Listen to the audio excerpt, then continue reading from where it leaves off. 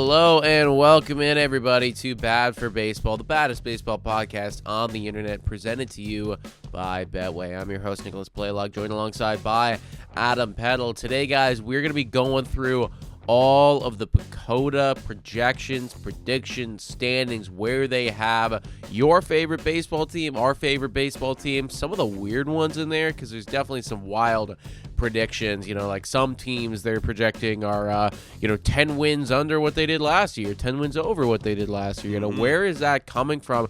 Is there any weight to it? So we're gonna get into those and more. First things first, though, Adam, we are 12 hours removed from the Eagles being crowned Super Bowl champions of 2024-2025 season. Evil did not prevail yesterday. It didn't. The Super Bowl went just about as I would only hope to see the Super Bowl go. You know, like, as I'm going up to the Super Bowl, leading up to it, the hours up to it, I'm like, you know what, let's just accept the fact that Chiefs are going to be Super Bowl champions. It's going to be really tough to watch. It's going to be a lot of flags thrown. First drive, there was a flag thrown, and it was like, oh, okay, it was a here terrible we go. Flag, terrible flag, here we go again. But ever since then, the good guys, the Eagles, they prevailed, and they won the Super Bowl, and it was a great watch. No three-peat Patrick Mahomes, no Taylor Swift showed on the Jumbotron several times. Just Saquon and the Eagles winning it all. I love to see it. Yeah, man. Travis Kelce kind of washed. Dude, terrible, that guy, man. Actually, let me. I know we're a baseball podcast. Yeah, so, yeah, we got to talk about baseball, obviously, but like, I got to take a look right now. Like, did that guy, did he do anything yesterday? Did he make a single catch? That's a question. He actually caught 4 balls, 39 yards, though. Okay. But dropped a lot. Dropped quite a few. Like, really, effectively, it was a non-factor. And I'd imagine that those 4 catches for 39 yards, again, that's a terrible stat line anyways.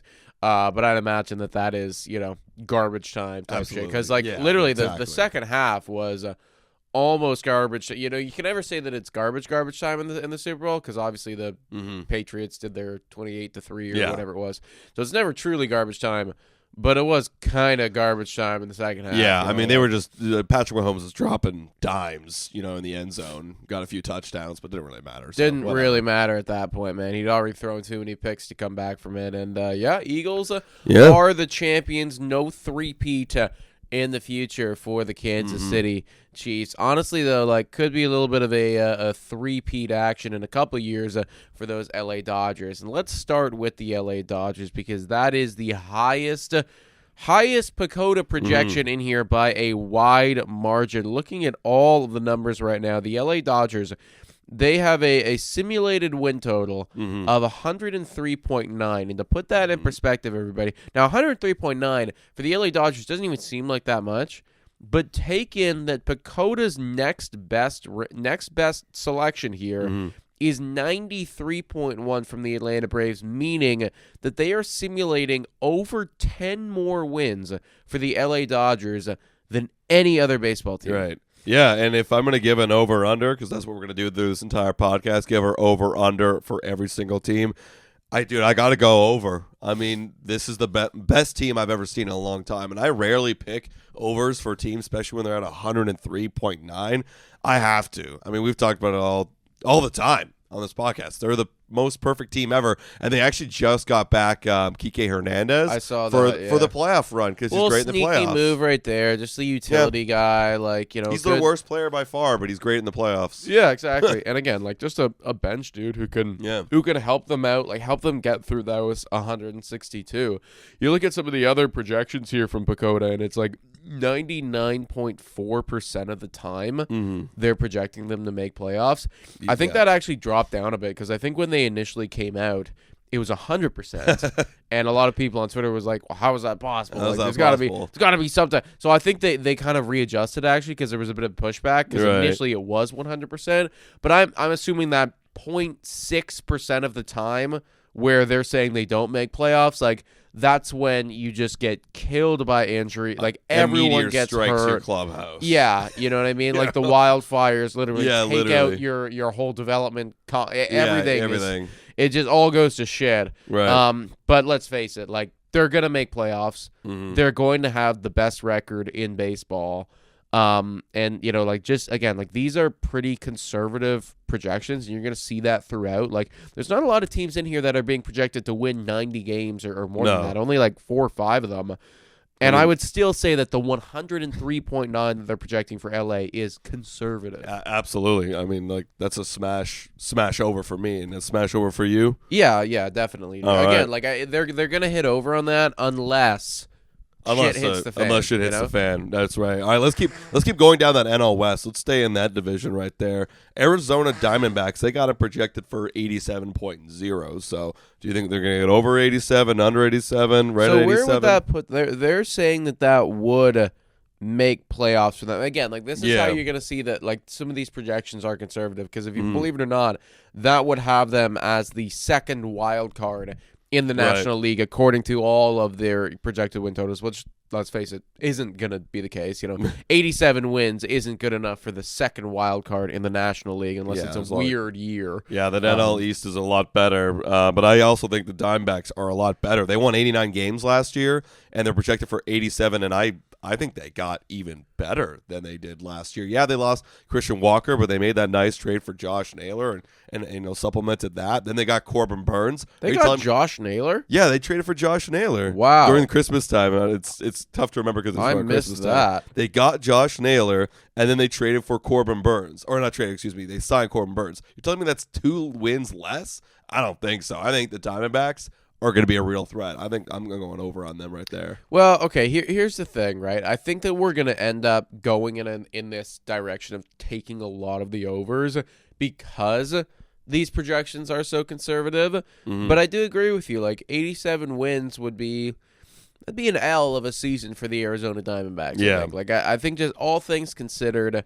like, that's a team that is on the rise. And, you look at Eugenio Suarez and Corbin Carroll, and, I think a really telling statistic is that those two guys had some of the biggest differences in their second half performance compared to their first half performance. Imagine if they're at the whole season. Exactly, right? And, like, both of those guys have proven in the past that it's like, hey, we are really good baseball players. Yeah. For whatever reason, they couldn't put it together in the first half, and then in the second half, it's like, oh, shit, this is how you play baseball again. Mm-hmm. Now, you can't just say that, this year's going to be different, and they are going to do it for the 162.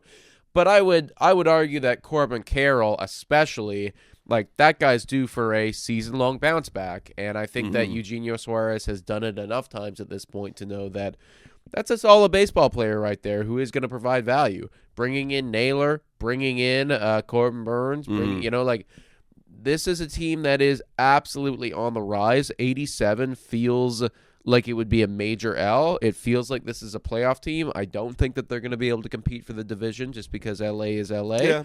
But I think that they might make it a bit closer than people anticipate, So if LA is pushing 110 wins or whatever there is, I don't think Arizona is a 100-win team or anything like that, but I could see them finishing off with, 95 wins when it's all said and done and actually being very solid. I think they're kind of locked in. You said second wild card. I mean, between them and, like, one of either Atlanta or New York or Philly or whatever, like, those are the juggernauts right now that are fighting for the wild card. So yes, I like it. No. I wouldn't be shocked if they're the second wild card. I would be shocked if they were the second wild card with 87 wins. Yeah, exactly. That would be a weird one right there. But next one in here is San Diego at 84.3 wins, and this is going to be my first, like, I'm taking the under. I'm also taking the under. Because I do think that they're factoring in a lot of what happened last year. And, again, like, San Diego was very solid last year. Like, just from a pure standings point, 93 wins, and they were 1 win away from knocking off the LA Dodgers, changing baseball history, because if they get knocked out, well, who wins the World Series? I don't know, is it the Yankees? Yeah. Who knows, is right? Them? Right? Like, seriously, like, they were 1 win away from being able to, to change everything. Mm-hmm. Didn't happen. And, as we discussed on our last podcast right here, they are in front office hell right now. And it feels like at some point, if they are underperforming even just a little bit, they're going to just blow it all up and sell at the trade deadline. Again, the rumors that they're going to get rid of Cease, rumors they're going to get rid of King, rumors they're going to get rid of Tatis. And even right now, you look at the guys who they already lost. You lost Profar. That was a big part of your lineup. That was a huge part, yeah. You lost Kim. Those are two guys that Tanner Scott that you traded for. Tanner Scott you gave that you up traded assets. You just lost them. Gone. And I think just the overall morale is going to be down. Yeah, you won 93 last win, and it's crazy to be like, yeah, you're going to lose 10 more games this year. That's what we're projecting. But I think it's just going to happen because I just think it's all going to go to shit at some point in the season. It does feel like there's an element of vibes, and the vibes are not good in San Diego right now, man. It's like, again, like they did lose about 10 WAR, a bit more than that actually, just in terms of like the players they brought in and the players that have left. Yeah. So like just again, and I get why PECOTA's projected this because they lost over 10 WAR, so you're going to drop them 10 games. And then on top of all of that, you do have to factor in what's happened with the front office, and it does feel like their mentality is much more of a sell or, like we're dealing with our own fucking shit right now, trying to figure out who's running this team. Yeah. Let alone then, like we're competing with LA, we're competing with Arizona. This doesn't feel like a division winner. This barely feels like a playoff team. Yeah, and it's funny, how they were talking about how we need to add one more bat. That's Jason Hayward for you. They just added Jason Hayward. So if that's your bat, you're in for a tough season. Yeah, man. I'm saying under for sure. For sure. Me too. Let's talk about the other team in this division that I am kind of a little bit high on. That's the San Francisco Giants. I don't think they're going to go on and kick ass and win, the division or even make playoffs. Like they're kind of like how I view the Royals, where it's like you had a good offseason, like Royals last year. You had a good offseason. Let's see what you could do. Like, can you go out and actually surprise the people? They won 80 games last year, and PECOTA's projected them to win 78 games. They went and got Willy Adames. They locked down their guy, Matt Chapman, and they brought on Justin Verlander. And what are you going to see out of another year of Young-Hoo Lee? Like, are you going to see that next step for him? Are you going to get another good year out of Tyler Fitzgerald? Like, let's see what's going to happen here. Very, very hard NL West to get wins, so it's going to be tough to get those W's. But are they 2 wins less than they were last year? I don't think so. Yeah, I definitely don't think so. I guess, like, if I had to change things here, I would swap San Francisco and San Diego. Yeah, exactly. And maybe that's like recency bias that, like the offseason kind of clouds your judgment, and it's like, oh, like I'm looking at San Diego and I'm thinking that they're like on a fucking spiraling trajectory, and I see the upswing of San Francisco. So, maybe we get into the season when actual baseball happens, like Tatis is still Tatis and San Diego does it. But just looking at this now, it does feel like I would swap San Fran and San Diego. Yeah. Because I do think that San Fran won. They've always been a well-managed, well-coached team in the sense that, like, you look at that roster the last few years, and you're like, what's the identity here? Yeah, but they're always like, kind of a 500 team, except for that one year where they won over 100 games. Yeah. God only knows how they did that. Not saying that they're going to do that again this season by any stretch of the imagination, but I do think that is a squad right now that under Buster Posey is starting something fresh, something new. I learned about this guy the other day, man. Like, I always knew about him, but then, like, I really looked into him. Patrick Bailey's a fucking animal behind the dish. Yeah, he's one of the best defensive catchers in baseball. He is the best, like, literally, like, 5 runs more saved than anyone else in baseball. Like, that guy, insane. And if he can get the bat going just a little bit, like, that is the best catcher in all of baseball. I like San Francisco quite a bit. I would say over on 78 for sure. And now you got the Rockies rounding out the NL West, 55.1. That feels like odd because that's really, really low. And it's really low. They won 61 last year, but a team like the Rockies, especially, it's like it's so hard to predict this shit because ultimately, like every single series that they walk into, they are going to be the underdog. Yeah. And you're gonna project that they're gonna lose 2 of 3 or whatever. Right. Or get swept.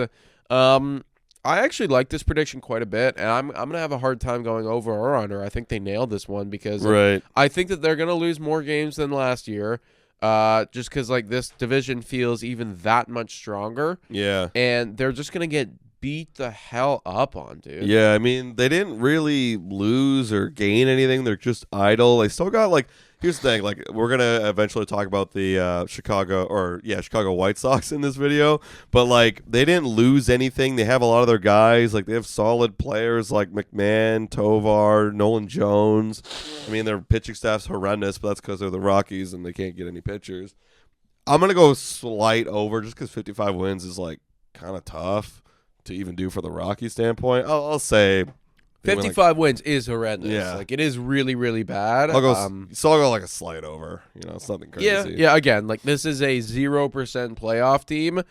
There is actually no other. No. There's one other team. Yeah, one other team that has a 0% playoff percentage. Actually, that's wild. I thought we were talking about the Chicago White Sox. They got a 0.1. That's ridiculous. Yeah, there is one other team. You guys let us know in the comments down below. We'll get to it a little bit later. But if you're watching right now, who is the one other team that you think has a 0% playoff percentage? Let's move over to the AL West. We just did the NL West. Let's transition to the AL West right here. This is an interesting one. There's only one team in here that's got a projected win total of 90 or more than 90 wins. And it is very surprising because that team last year won 78 games. And they're projected to win effectively 13 more at, rounding up 91 wins right there. That's the Texas Rangers. Massive bounce back season incoming for the former World Series champions, according to PECOTA. Yeah, and I think, correct me if I'm wrong, but I think even the year when they won the World Series, they didn't even win 90 games. I think they snuck in through the wild card, if I'm not mistaken. They might have won just 90. Let me take a look. Take 90. A look. They won absolutely right 90. on 90. Yeah. So they're saying either 91 or 90 over under. I gotta hit the under here. I just don't think their pitching staff. They got a lot of names in there, but I just don't think their pitching staff is built for a whole 162. Their bullpen is just not that great. Even when they won the World Series, it wasn't that great. Yet they won it. But how many times are you going to roll that out and expect to win a World Series or win 90 games again? There's not a single guy. There's not a single guy that pitched under a 3 ERA. Your lowest guy was at 3.13 last year, and he had a negative WAR. That was Jesse Chavez, who you just picked up. Your entire bullpen it got turned over. Literally 6 of 8 guys are new, and they're all bad. Your pitching staff, your best pitcher is Nathan Eovaldi, and then I guess you could say Jacob deGrom, but how many innings are you going to get from Jacob deGrom this year? And then your lineup's only going to get older. You traded away Nathaniel Lowell. You got Jock Peterson, which I like, but 90 wins? It didn't feel like you had a great offseason to get 90 wins, so I got to hit the under. Yeah, I agree with you, man. I still think that this is Houston's division to lose, and I think it's a little disrespectful putting a 78-win team. Granted, one that is a year removed from the World Series, right. Up there, though. That just doesn't feel right to me. Speaking of Houston, they are right behind Texas at 87.8 projected wins from PECOTA.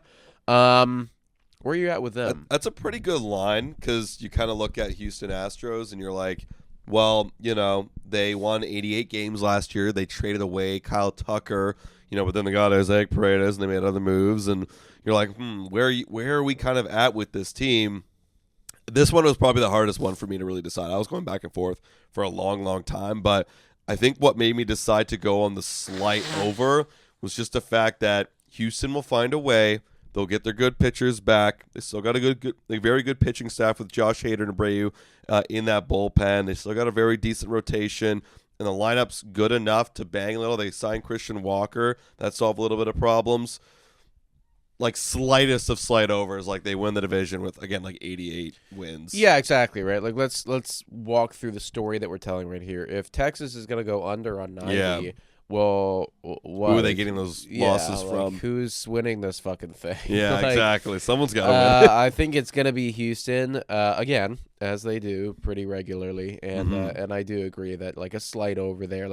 I think Houston could be a 91 92 win team and win the division with that, and that'll be perfectly fine because once playoff rolls around, they'll show everybody that last year was just a fluke, and they're back to their old ways of winning. Fluke of winning 88 games. Yeah, and also get knocked out. That's what I'm saying. That's the fluke is what I'm talking about, is getting knocked out. Because again, they dominate come October time, so they'll probably go back to doing that, and be just fine along their Houston ways. Now, this one to me, this was, I guess, one that I was going back and forth on quite a bit because they got Seattle right here at 86.6. Seattle last season won 85 games. Now, they did that with effectively the worst offense in baseball. Granted, the Chicago White Sox were a little bit worse than them, but not that much worse. And the fact that you're comparable to Chicago White Sox that's horrendous. And that's fucking terrible. And you got guys like Julio Rodriguez and Kyle Rowley and Randy Rosarino. That's crazy. Now, they also did that with the best pitching staff in baseball. Yeah. So the question here is the offense going to be serviceable? And is the pitching staff going to, they don't need to be the best, but, are they going to remain elite? That's the question, right? Because we've seen it year in and year out. Like, this is another year where it's like, yeah, this staff is un-effing believable. Like according to Fangraphs, you got the rank 4 pitcher, 30, 18, 16, 62. That's crazy depth. And then your bullpen, solid. Nothing to really go like, wow, amazing, but solid. But if that lineup of all they can do is just bang a little bit, then, yeah, I believe in them. They needed to get a Pete Alonso. They needed to do something to go and boost this lineup. They didn't. No. And for me, this just goes to show like they're doing the same thing year in and year out. I don't think they've won one more game with this offseason. I got to go with the under because I've seen it time and time again, them failing. Yeah, I think I agree with you. It's a slight under for me because I do think that the offense is going to be better, but I also find it hard to believe that the pitching staff is going to be like that dominant again. Like it's really tough like to, rely on that year in and year out. And I do think that they're still going to be probably a top 5 in baseball. Sure. But like I don't know, 10 man. In offense. Yeah, exactly. And like eventually you got to score runs, dude. You got to score runs. I also wouldn't be shocked either if the Seattle Mariners end up being like kind of a sell team come the deadline. True. There was actually rumors this offseason that they wanted to trade away Louis Castillo. That was a real thing that was going on. And it's like, well, what the fuck are you guys doing here? They could trade away Randy. I think he might be on a 1 year because I think they got him for 2. Trade him away. Yeah. Then that could really tank. So I'll be interesting to see what the Seattle Mariners do. Poor Seattle fans, man. Like, you guys deserve better, honestly. You built such a great team, and then they don't do anything about it to help you guys. Speaking of another poor team, Los Angeles Angel fans, they had a very fun offseason. Let me tell you, a weird offseason. They were like hyper busy in November. Yeah. And then like fell into a coma after that. They made a couple more moves afterwards, I thought. Did they? Yeah, like again, like very minor, like who the hell got what? Let me go through all the moves that are in their projected roster right now. Jorge Soler they traded for right off the bat. Then they just signed Yoan Moncada. Then they also signed Travis d'Arnaud, Kevin Newman, that was back in November. Yusei Kikuchi back in November. Kyle Hendricks back in November. And then they got a Rule 5 draft pick guy. But yeah, the last move was Yoan Moncada. Yeah, again, crazy November. Crazy November. And I like it. It's just I don't ever think I'm going to be able to project this team to win anything until I see it, right? Like last year, they won 60 – how many games? 63. 63 We're projecting them to win over 10 more games this year. And that's a lot of games. I can't do it. I got to go with the slight under. You got a bunch of mid to below average guys – and you still have a terrible Anthony Rendon eating up your payroll. Like, where's Mike Trout at? Like, if Mike Trout hurt still, like he'll be back, I believe. But if he comes back and he's elite Mike Trout, and you get a good year from Louis Rengifo again, and Soler hits you 40 homers, okay, sure. Now we're talking. And Yusei Kikuchi is actually serviceable. Tyler Anderson's good again. Now we're talking. But that's a lot, and I gotta still hit the under. Yeah, I'm looking at everything right now, this roster. It's like 63 wins to 73 wins. Yeah, I just don't I don't believe it, man. And again, 73 isn't even that good. Like, it's actually a pretty bad year. Yeah. But there's something over there in LA or Anaheim, the other side of the highway. Yeah, and it's just like fucking not good, man. So yeah, give me the under there. Yeah. Probably another under here. Sacramento Athletics. They're projected at rounding up 71 wins. Last year, I think did they do better than that? They got 69 wins. 69. Okay, Yeah. so they were pretty damn close. They're projecting actually another or 2 more wins right here as PECOTA projecting. They actually made a move or 2 this offseason, which is good for them. I'm surprised they did anything at all. Yeah. However, the biggest move that they are going to be making is the geographical one that's happening right now, where they're going to be, traveling to Sacramento and, playing there. So, I'm actually going to take the over on this one, and here's why. 2 reasons, and here it is, one you just brought up, was the fact that they are in Sacramento. We've seen it with the Blue Jays when they were playing in Dunedin for the first part of the season, and Buffalo. Other MLB teams that are used to MLB lights come into their ballpark and hate it. They can't get adjusted to the eye line. They can't get adjusted to the lighting. The facilities are crap. They're going to be there for years, and this will be the first year the year that they are there all year. They're going to get used to it. They might squeak out some wins, and I actually think their team got better this offseason. What's a full year of Lawrence Butler going to show you? Yeah, they got Gio Urshela to fill out the lineup a little bit, but they also went out and they got Luis Severino, solid dude. Jeffrey Springs from Tampa Bay Rays they traded for. That's a sneaky little trade they got. That guy is a low 3 ERA kind of guy. They signed Jose Leclerc. He was been a solid inning eater out of that bullpen. It's like not amazing, but is it one more win, over? I'm going to say slight over for those Sacramento Athletics with a little bit of a home field advantage in this crappy ballpark. I get you. No, I like your reasoning there. You almost sold me.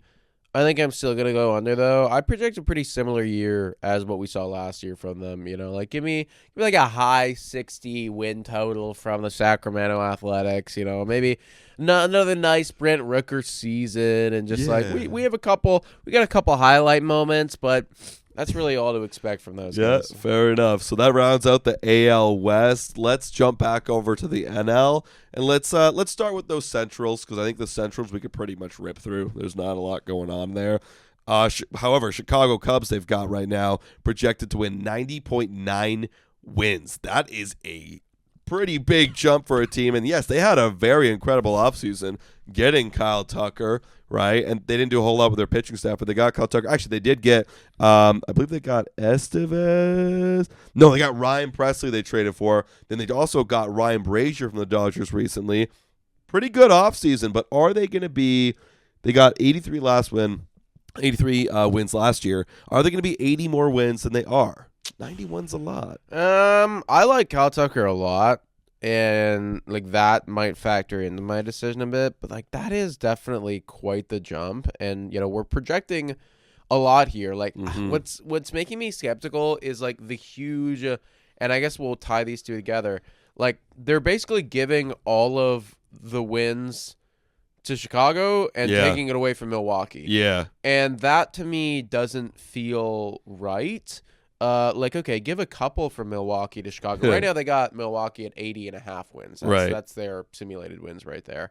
Milwaukee won 91 last year, 92? 93. 93, yeah. It's a lot, That's down a lot, and basically they're just taking them and then putting them over in Chicago, and I don't know if you can just do that. So yeah, that's a big jump for a team. Again, the only difference is they got a couple bullpen arms and Kyle Tucker.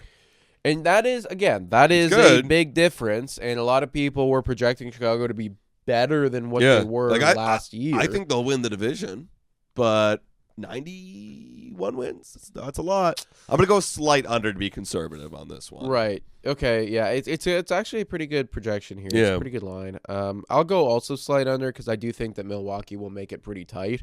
I'm also going to go, in that regard, over on Milwaukee's 80.5 wins. That feels like quite the disrespect, and I think that we need to learn what happens over there, right? Every year, it's kind of the same story. Well, they give up people every offseason. Yeah. Right? That happens. Yeah. Last year, because I know that, this season, it's they gave up Willie Adames and whatever. Williams so that's going to be a big thing. Well, the year prior, they gave up Corbin Burns. Yeah. And they didn't have Brandon Woodruff last year because he was injured pretty much the entire time. Right? And that whole argument was, well, they gave up Burns and they don't have Woodruff, so they can't possibly be good anymore. Right. And then they did it again. So, I just think that this is a team that will find a way.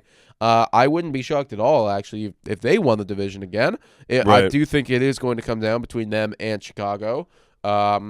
And I think they're going to make it a lot closer than what they are projecting here. Yeah, like I'm looking at their whole team. It's still very solid. We also forget that Jackson Chourio broke out in the second half last year and was like actually exactly very elite. Like, can he just be the new Willie Adames and then some? Probably. Yeah, Chourio, Yelich, Contreras, like that's a dope top three. Like they can get that done with that pitching staff. So I am going to go over of that. What do they have? 80? 80 and a half. That's it's ridiculous. Disrespectful. That's an over. Yeah. They're going over right there. Now, St. Louis Cardinals, they got him projected for 78.1. Dude, I don't even know about this team, man.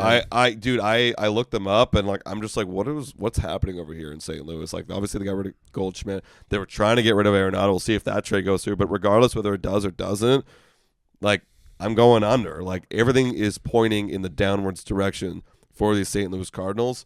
And there's not a lot of hope. There's not a lot of hopium going on over here. There's not a lot of prospects coming up either. Like, yeah, they got Ryan Helsley. That's great. Sonny Gray. That's great. There's just the lineup looks like trash, honestly. Yeah. So I'm going under, man. Yeah, I get easy. You, man. Like it really, like this one again. It's kind of like a vibe thing. The vibe is we're out. We're out, right? Like we thought we were in and trying to recapture one more vintage season of Goldie and Arenado together, and it wasn't there. Didn't work. Jordan Walker needed to be better for them last year as like the rookie. Jason Wynn was okay, but it's not good. No, I don't like a lot of what I see on this team, so I'm also going to go under right there. Behind them, they got the Pittsburgh Pirates at 75.2 wins. That's right around where they were last year, right? Yeah, 76 wins is where Pittsburgh was. One more season. loss, one less. Yeah. I think I'm gonna go over on this one. Me too. Maybe it's just because I like Skeens and a full year of Skeens. That's probably another win right there. Yeah, Jared Jones as well, like the full year of him, and then also I like what they did this offseason. They got Tommy Pham. That's like actually a good move for the Pirates, and they traded for our buddy Spencer Horwitz. Yeah, like that. Their lineup is kind of deeper now. Like Tommy Pham, Brian Reynolds, O'Neal Cruz, Andrew McCutchen, Joey Bart, Spencer Horwitz. That could do something. And then if you got those elite guys in that rotation that are healthy, who says not? Who says 80 wins? Again, like 75 is we're bad, and I don't think you're going to be good by any stretch of the imagination. But I could see you guys, in this division again. I'll kind of do the same thing that I did with San Francisco and San Diego, like swap Pittsburgh and St. Louis. Right? Like I could, Pittsburgh 78 wins. Right. Sure. Bit below 500 team. I could definitely see that, right? And I think that St. Louis at this point is probably on the downswing. So yeah, give me Pittsburgh over on 75.2. Then, last in the division, you got Cincinnati. You brought it up earlier. You just forget about these guys. Yeah. I get it, man. Like, what the fuck's going on over there? No idea. Ellie De La Cruz. Cool. What else? Yeah, like literally, Ellie De La Cruz, Drake Frawley, TJ Friedel. Dude, I don't really know much, but I know that their pitching stats are actually pretty elite. Like Hunter Green finally broke out last year. That was actually he awesome. Was actually really, really good. Yeah, like he had a 2.75 ERA. That was solid. They traded for Brady Singer from the Kansas City Royals. That's great. Andrew Abbott was like a very serviceable mid-3 guy. Nick Martinez, a low-3 guy. Like, that's pretty solid. Like, they got a good rotation. Can they get more out of their lineup? To get more than 74 wins. I think I actually said I was going to go a slight over because, again, like they're in that week central where maybe they squeak a couple more wins and they all share some wins and losses. Slight over 76 wins. I'm going to go under. I think that this is a low 70-win team. I think Cincinnati's going to finish with exactly 71 wins on the season. That's where I'm at. You guys let us know in the comments down below. Moving over to the AL Central. Also, if you're enjoying the PECOTA projections, then please hit that like, subscribe, everybody, as we are now halfway through all these projections right now. Minnesota, Kansas City, Cleveland, Detroit, Chicago. Not a single team in here projected to win more than 86.5 games. Sounds like a Central division to that me. That's the line for Minnesota, 86.5 right now. They're saying that they win the division with literally like, a mid-80s win total. Damn. I don't think they're going to win the division. Spoiler alert. I think it's the start of the decline for the Minnesota Twins. Like they won 80. Started the decline last year. I know they won 82. You're telling me that they're going to get 4 wins better? That's assuming that all their guys just all of a sudden become healthy again. They're never effing healthy. Correa's never healthy. Buxton's never healthy. And if you don't have those guys, you're not going to win ball games. And I actually kind of like their top 3 in their pitching staff. Actually, top 4, I'll say. With Pablo Lopez, Joe Ryan, Bailey Ober, and Simeon Woods Richardson. I actually really like that top 4. But is that going to be good enough, and are they going to stay healthy? I don't know, man. I got to go under. 86 is way too generous, so I got to hit the under there. Yeah, I get it. I wouldn't be shocked if they are like a mid-80s win. I think the biggest thing that I have with this is like, that's not enough to win the damn division. Like, I know that this isn't a great division, but somebody's gonna be good. One team's going to have a great month and have a great stretch. I don't think it's going to be Minnesota. And so, therefore, the biggest issue I have here is the fact that they are first here. Mm-hmm. Maybe I'll go slight under right there. Mm-hmm. But, not a great squad there. Definitely not a division winner, in my opinion. Second in this division, they have the Kansas City Royals at 81.6 wins. Last season, Kansas City 86 wins. Now they're saying 5 wins less.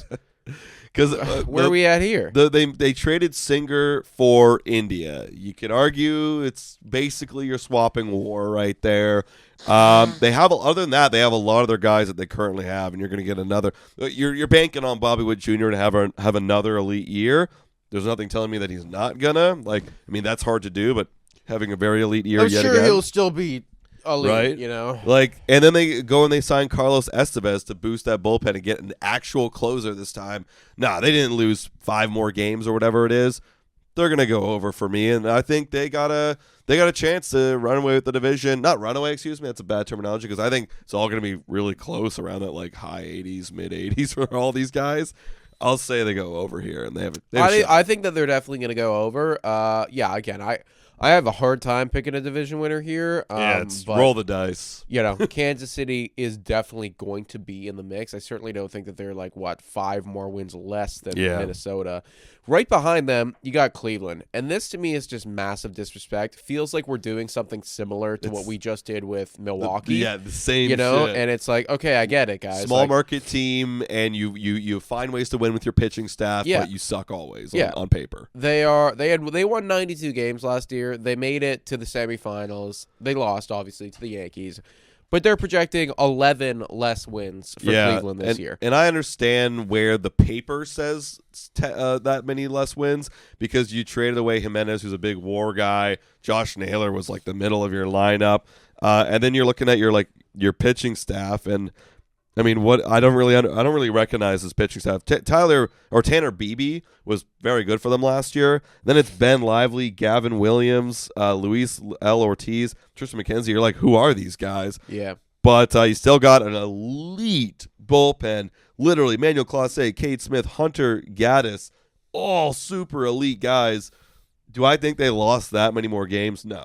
I think with that division, beating up on Chicago White Sox, they're going to still find a way to win over 80. It's the same shit as Milwaukee for me. They just no ball. They'll find a way to win. You know, every single year we do this, and we're like, oh, they're going to be worse this year, and every single year we're wrong. So Cleveland is going to be very, very good. They'll probably sell at the deadline and still be good, and that's just the way of it. That's the way of it, man. Detroit, 79 wins for Detroit. That's wild disrespect, to me, man. That's kind of disrespect. They won 86 last year. Exactly, and really, what changed? Like, really nothing. They actually got back Jack Flaherty recently, which is a great move. Great move. They signed Tommy Canley. They signed Alex Cobb. They signed Gleyber. They're adding, and then what is their young guys going to do? What's a full season of Colt Keith and Chase Young and Jake Rogers and Trey Sweeney? What's a full season of these guys going to show you? That's just, no, it's over. I don't even think about this too much. It is over for Detroit as well. Like, honestly, they should be in the mix for the division, and if they're not, that's going to be an hell of a season for Detroit. Like, this is the next step for them. And if I was a Detroit Tigers fan, like, I'd be pretty excited. It feels like they're, maybe to a lesser extent, but maybe they're on a similar trajectory as the Detroit Lions are in football. Right. We're on the upswing. Like we feel like there's a new wave here. We've been bad for a long time. Yeah, but things are changing. Yeah, like if a lot of their guys break out, I think that will be the big difference. Like homegrown talent's going to get you there. Yeah, and they need that to happen for them this season. It could very well be, right? Final team in this division, Chicago White Sox. Ooh. 61.5 wins for Chicago. That's just piss poor. And like we talked about last week, their over-under on Betway's 51.5.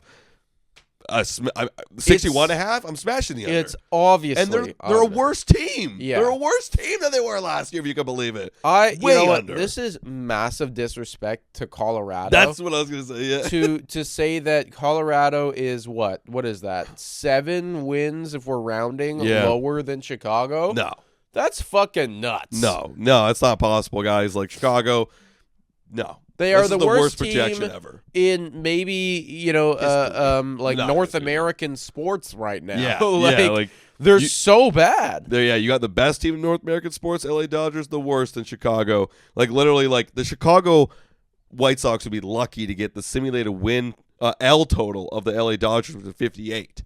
Like you're lucky if you get that. Yeah, that's an under. That's easy. I think that Chicago's going to win like 40-something games this year. Yeah. I think they could win less games than they won last year. I forget what they won last year. They really weren't around. What they won like 30-something? 41. 41. Okay. I think they can win less. I think they can win less than 40. They definitely could. I'll say just because it's tough to lose or win that low. Yeah. I would say that they're going to win like 47, 48. Yeah. Fair enough. So still under on Betway. Still under. Yeah. Still under, guys. So, let us know in the comments what you would do there if you were betting on Betway. Let's move over to the NL East now, the East teams. This is a lot of fun over here. The Atlanta Braves are projected to win 93.1. Which is the second highest behind the LA Dodgers. Highest. Now, they had not a great season offensively. A lot of guys took a lot of steps back, and they lost Ronald Acuna Jr., but the pitching staff was very solid, and that got them to, I believe, 89 wins, if I'm not mistaken. I'll pull it up right here. Yeah, they got 89 wins. Are they 3 wins better, projecting some bounce backs? Probably. Because, correct me if I'm wrong, Acuna will be back. I believe so. I'm assuming so. That's, what? Yeah. That's like fucking 7 wins right there. Yeah. You know what I mean? Like that's a huge bump. Yeah. I'm not sure Strider's situation. I would anticipate that he's going to take some time because I thought was it a Tommy John that he had to deal with? It was.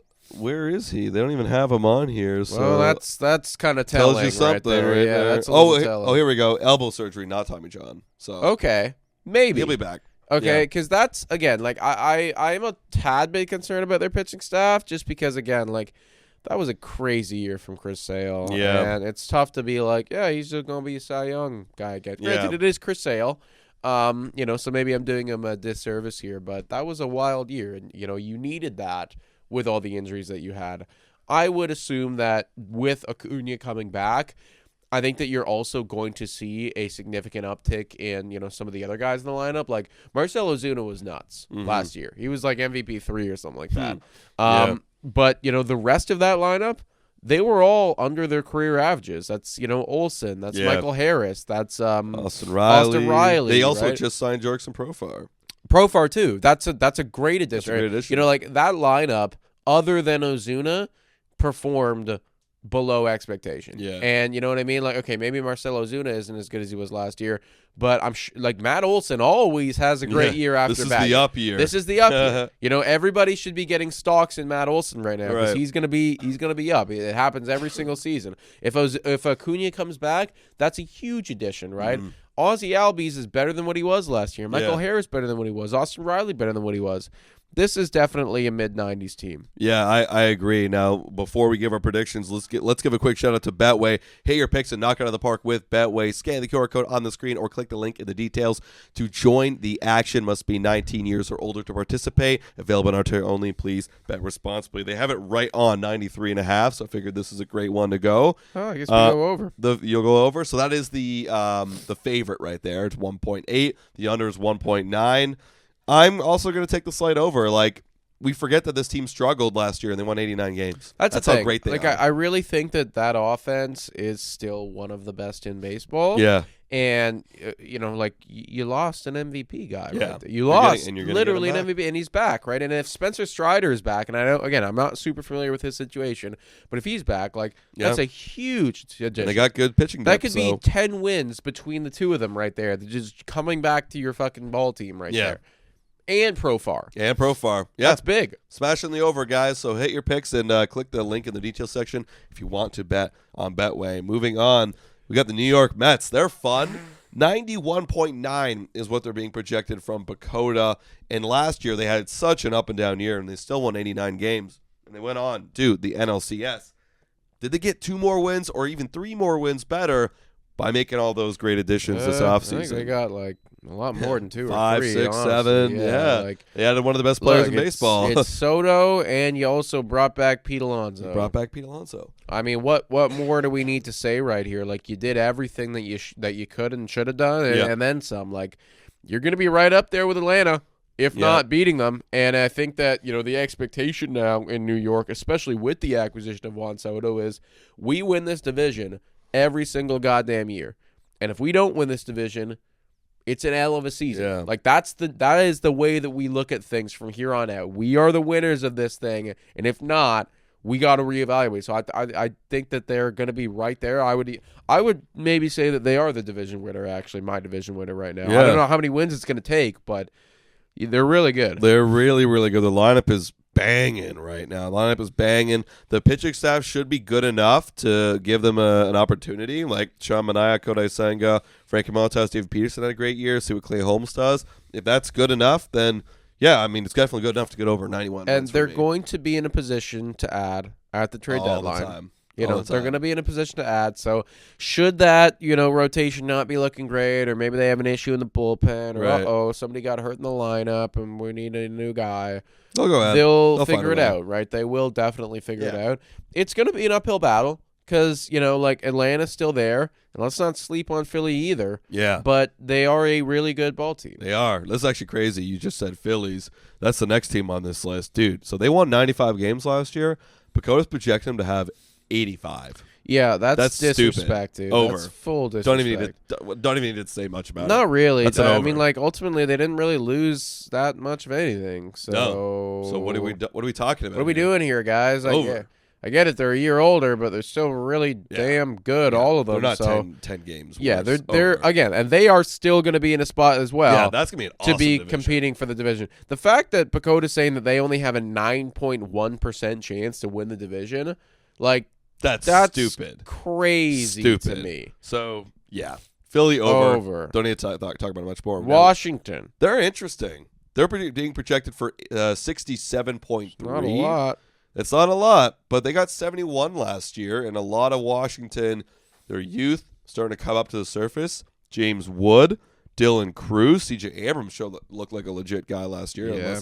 He just can't go to the casinos anymore, staying up late, because that was a thing last year. Did he have a problem with that? Yeah, he got benched for a few games because he stayed up late till 6 a.m. gambling. Oh, CJ. So, CJ, chill. CJ. They traded for Nathaniel Lowe. They got Josh Bell, Louis Garcia Jr. It's solid. Let's see what that pitching staff could do, because that's the big problem for them. Like, the lineup actually looks kind of banging. I'm going to go slide over. Just the slightest over. Like, again, maybe another 70 win, 71 win. If they can get anything out of the pitching staff, they'll definitely hit it. So yeah, I do think it's a slight over as well. Like, this team feels like we're building it right. Mm-hmm. It's a slow build. It's not gonna, we're not gonna immediately burst onto the scene here, but we're getting a foundation, right? Yeah. And that we're having this year now. If you're Washington, you want to see some step ups from some guys, and if you're a Washington fan, I think that you're looking, okay, can we start to flirt with the idea of being a 500 ball team? If you could do that, that's the hope, right? That's like if we can start to flirt with the idea of being a 500 ball team, maybe we win 78, 79 games when it's all said and done, right? And C.J. Abrams is really good, James Wood, you know what I mean? We have and some of those young guys, okay, now next free agency, pitchers. Can we go out and can we go out and add somebody nicer? Can we make a trade? So I think that's the hope and goal for Washington this year, and I do think that they're going to get relatively close to that. So I'm going to go over. I will also go over. Now I am going to go under on these Miami Marlins. Spoiler, that was the other team that had the 0% playoff chance. They got worse. They traded away Jesus Luzardo.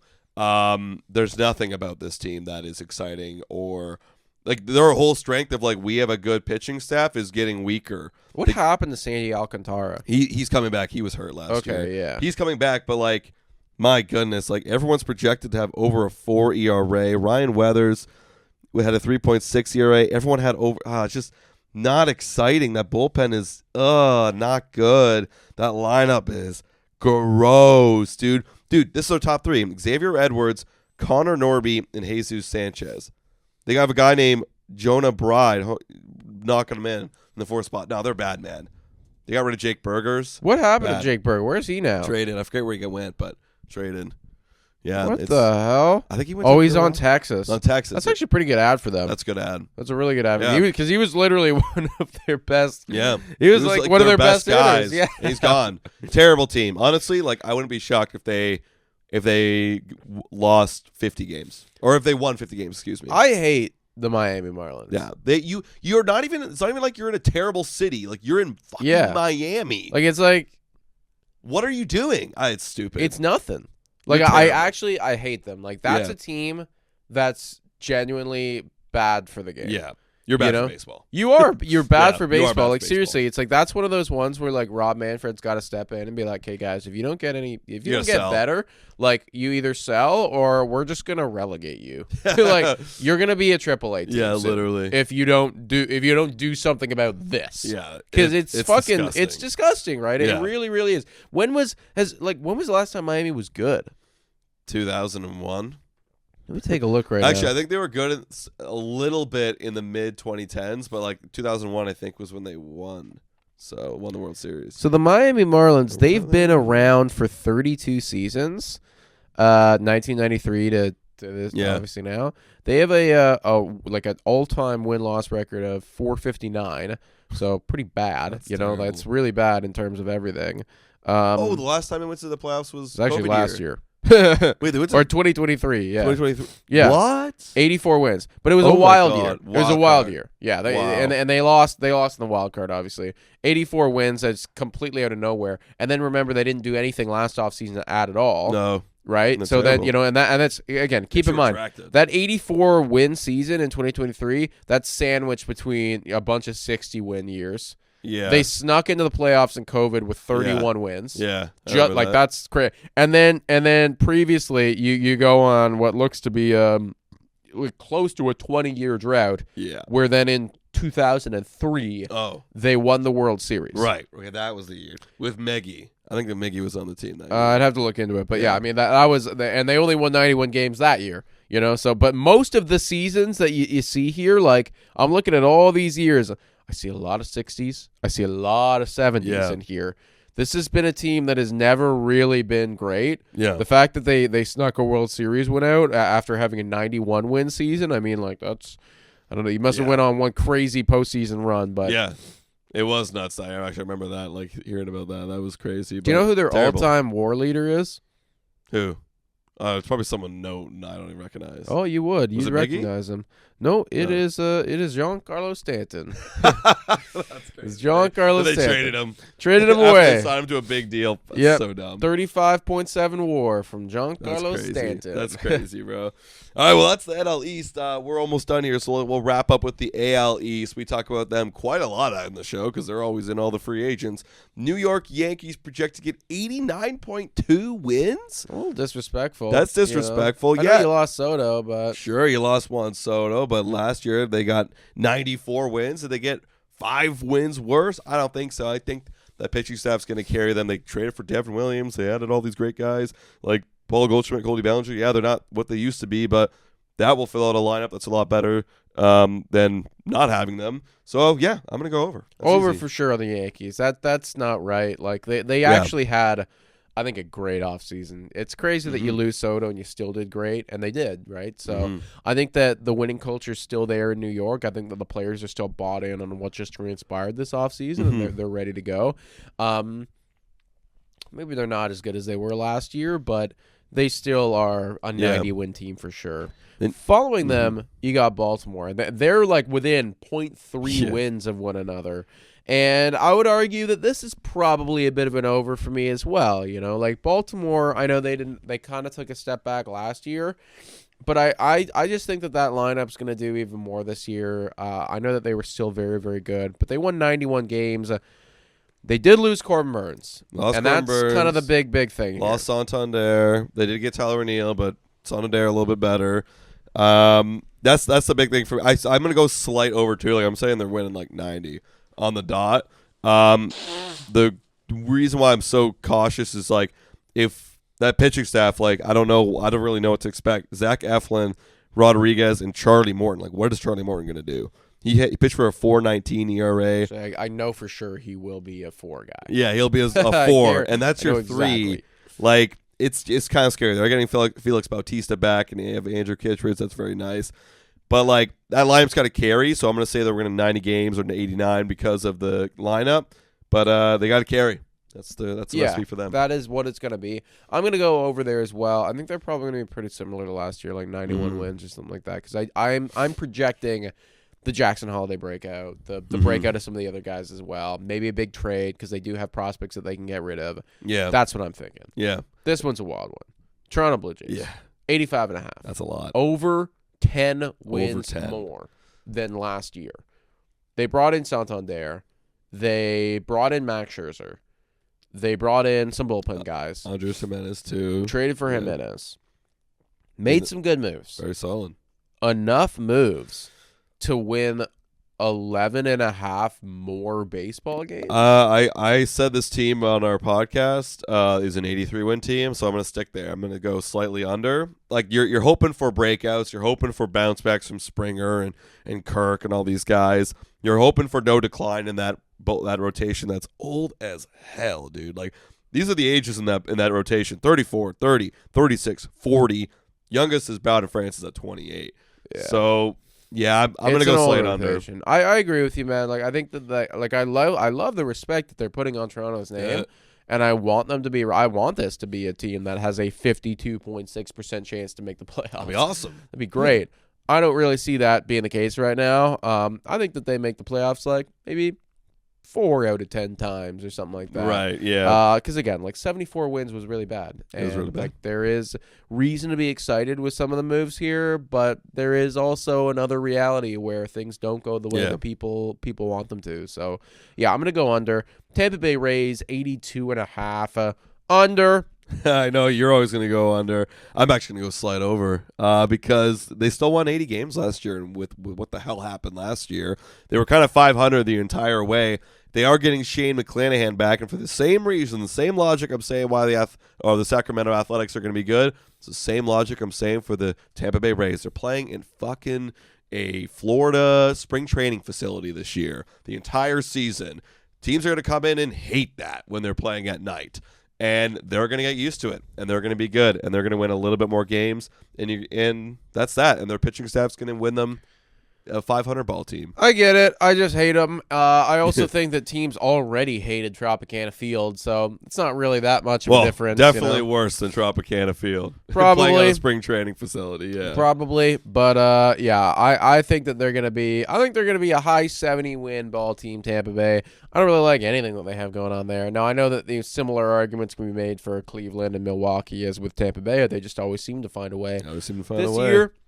Not going to be that bias. way, man. That's not going to be that. Yeah, it's definitely the bias. But, like, listen, I was right last year. I'm going to be right again this year. The math is coming around here, man. They can't do it every single season. Last team in this division, last team on these PECOTA projections, Boston Red Sox. 77.9 wins projected. This is disrespectful. I don't agree with it. I think that Boston should probably be moved up to third if you're projecting teams in this division. Yeah. It's not right to have Toronto that many more wins above Boston. It's not right to have Tampa Bay that many more wins above Boston. I don't really know where PECOTA is coming from here. I don't get it. They got way better this offseason. They actually added to the pitching staff with Garrett Crochet. Garrett Crochet's huge. Like, that's incredible. No, this doesn't make any effing sense. They won 81 games last year.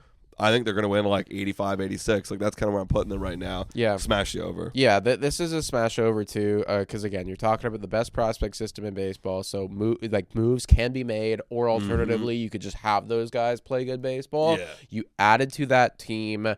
This team is fully on the upswing, you know? I would love to see Toronto Blue Jays finish higher than them. I don't think that's going to happen. I don't think so. Right? Like I don't know how Toronto makes the playoffs by not finishing above them. But it's tough for me to project that right now with where their team is at, comparatively speaking to some of those other teams in the AL East. I think that Boston could come out and could shock a lot of people this year. Yeah, I agree. So with that being said, that is our PECOTA over-unders rankings right now in our projections. Honestly, like, PECOTA's kind of wild, but it's a good kind of base to see what, on paper looks like. Because if it's on paper says this, but the reality always says another thing, as we know. So, guys, let us know in the comments down below. What do you think about all of our projections? Do you agree with it, disagree with it? Let us know down there. Thank you so much for watching, everybody. We'll catch you in the next one. Cheers.